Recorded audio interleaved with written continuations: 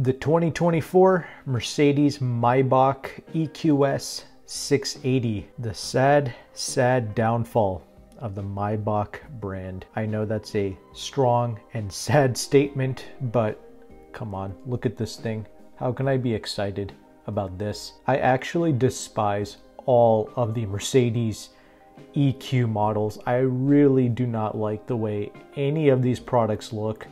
And it's such a shame because just the previous generation products, like the W222 S-Class, C-Class, E-Class, I mean, all of those vehicles looked amazing just one generation ago. And then this EV movement started. They came out with these EQs. I'm just not a fan. But I know that there's definitely going to be a large group of people that will like this and will support this. And let us know in the comment section if you do appreciate the new EQ styling. I get it, this is supposed to be aerodynamic and slipstream and efficient. That's fine, but there are other EV vehicles in the world that are very stylish, like the Lucid Airs.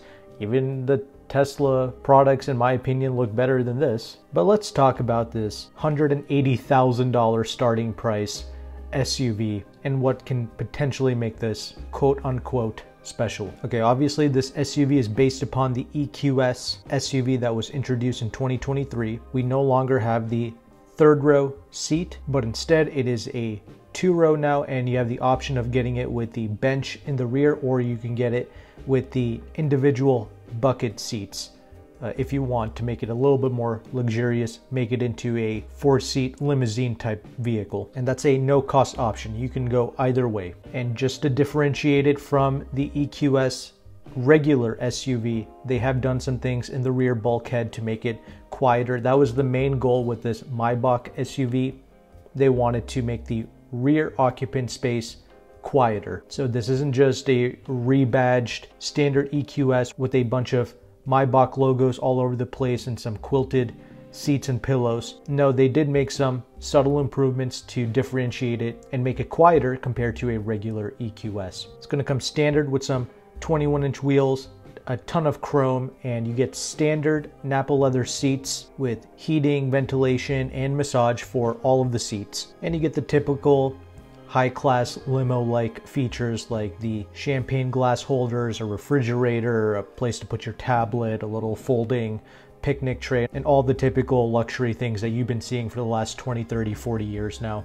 And this is, of course, a full EV with all-wheel drive and air suspension / all-wheel drive.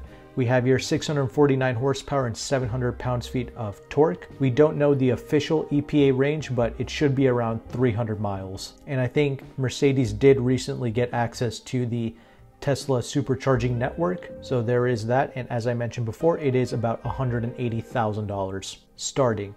And the only real option is a $25,000 Night Series design package, which gives you a different style of 21-inch Night Series 7-spoke wheels. You have some manufacturer natural grain herringbone pattern, dark walnut wood, some rose gold pins within the headlights, and a couple of other little things it's obviously not worth paying 25 grand for. But let me know your thoughts in the comment section below. We have the MayBach monogram repeated pattern, logos going all around, and I do like it. That is different. However, with the amount of MayBach logos that this vehicle has and is starting to embrace, I'm surprised that it doesn't have the MayBach logo in the places that actually matter, like the front, the back, and the 4 wheels.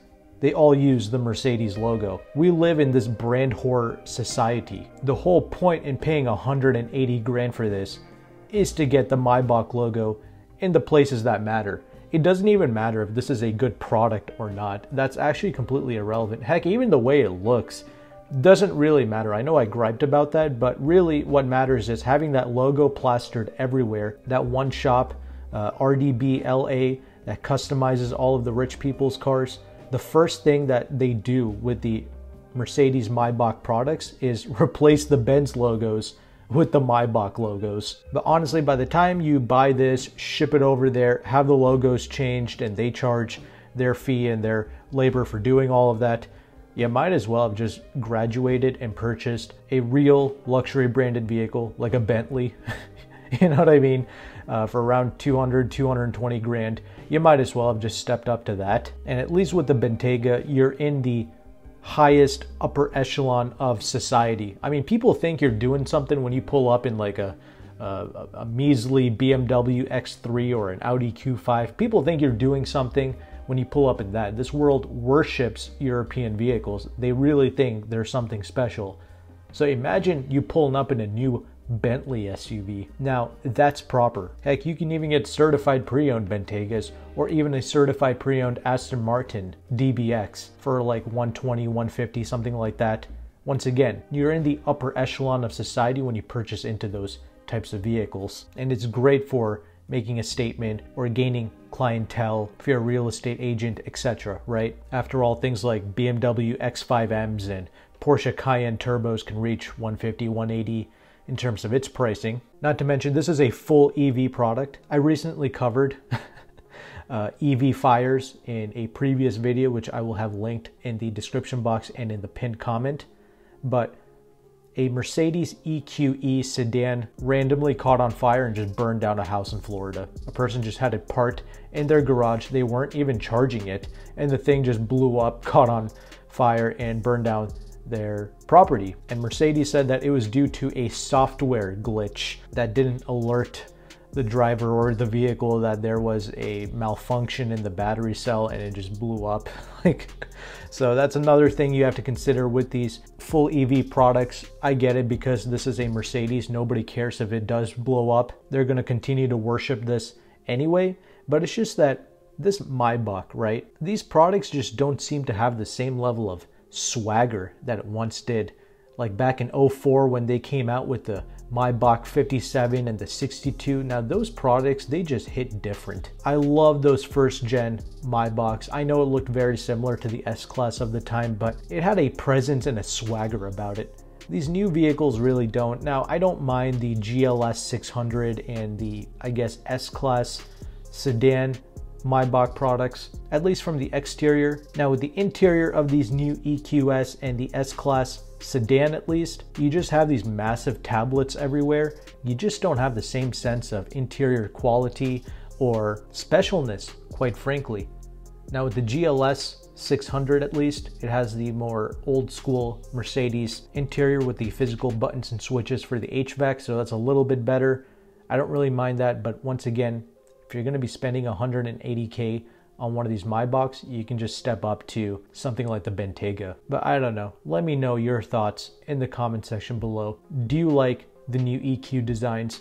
Do you like what the new MayBach brand is doing? Or are you like me? Do you like the previous generation Mercedes and the previous MayBach products more? I would like to hear your thoughts. But thanks again for watching. Take care and goodbye.